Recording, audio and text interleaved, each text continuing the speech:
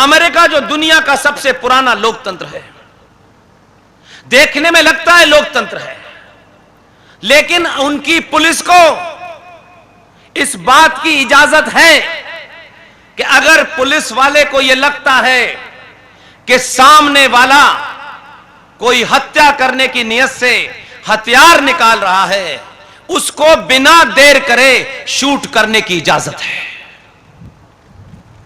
हमारे यहां यह जिहादी इस्लामिक दिल्ली हो, राजस्थान हो, बड़े से बड़ा शहर हो, बंगाल हो, पुलिस को दौड़ा रहे हैं जिहादी, और पुलिस अपनी जान बचाने के लिए किसी के घर में घुस के शेल्टर ले रही है। इससे बड़ी शर्म की बात क्या हो सकती है? यह चर्चा का विषय नहीं है। इसलिए हमने झूठे नारे गढ़ लिए हैं और आज भी गढ़ रहे हैं। अपनी बातों के अंदर से जो शब्द निकालते हैं वो शब्द ये बताते हैं कि आज भी हम कायरता की तमाम सीमाएं लांघ गए हैं। अपने अपने रूप में हम बहुत महान हैं, बहुत पैसे वाले हैं। कश्मीर में भी यह बदख्याली हो गई थी। 1935 में लाहौर के लोगों को भी यह बदख्याली थी। बहुत सारे लोग उस वक्त भी जगह जगह जाकर के यही सब बातें कर रहे थे।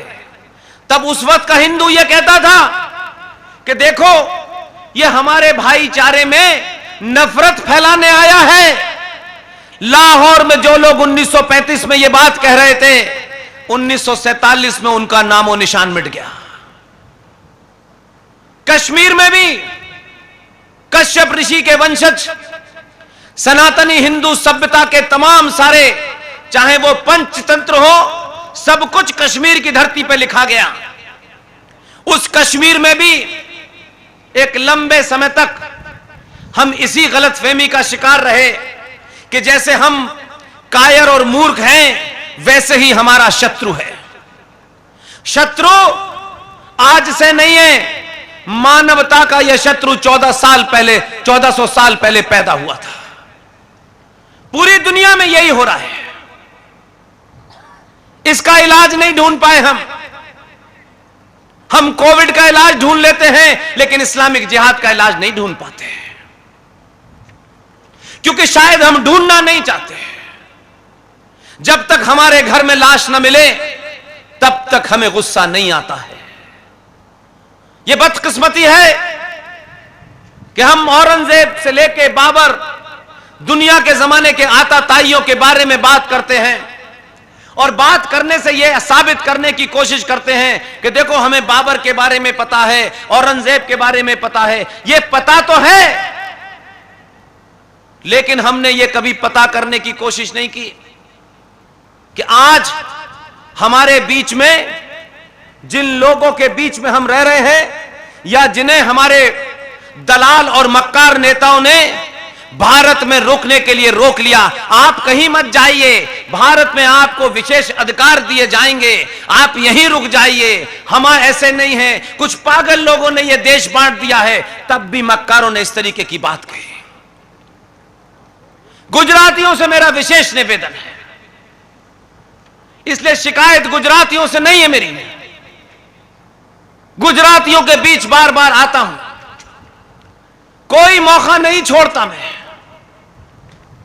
यहां आयोजकों ने कहा, पुष्पेन जी ने हमारी विनती सुन ली, बड़ा उन्होंने हमारे ऊपर उपकार किया कि वो यहां आए। ये बिल्कुल गलत शब्द हैं। मैंने किसी पे उपकार नहीं किया है, ये हजारों की संख्या में आकर के आपने मुझ पे उपकार किया है। मैं देश के किसी भी कोने में जाता हूं, मेरी वाणी में लोगों को देख करके, सभा में कितने टोपी वाले हैं और सभा में कितने धोती वाले हैं, मेरी वाणी में फर्क नहीं आता। मैं शक्ल देख करके अपनी बात नहीं कहता हूं। खुली चैलेंज है मुझे, जो भी बात है तर्कों पे है, तथ्यों पे है, रेफरेंस के साथ है, भावनात्मक न मैं नारे देता हूं, न भावनात्मक बातें करता हूं। ऐसा नहीं है कि इस देश में 10-12 लोग जो सब कुछ छोड़ करके जीवन में न किसी संगठन के सदस्य हैं, न किसी पार्टी के गुलाम हैं। उन्होंने खुद तय किया, अपनी स्वेच्छा से किया कि देश भर में जो हमने 70 सालों में झूठ बोला है, संगठनों ने बोला है, ठेकेदारों ने बोला है, इस झूठ को भी अगर हम लोगों के सामने सच रख देंगे और सच भारत का सनातनी जिस दिन जान जाएगा तो फिर छत्रपति शिवाजी बन जाएगा। मुझे खुशी है कि स्वागत में तलवार बांटी गई। यह तलवार अच्छी है, लेकिन बांटने वालों ने मुझे बताया कि इसमें दोनों तरफ धार नहीं है।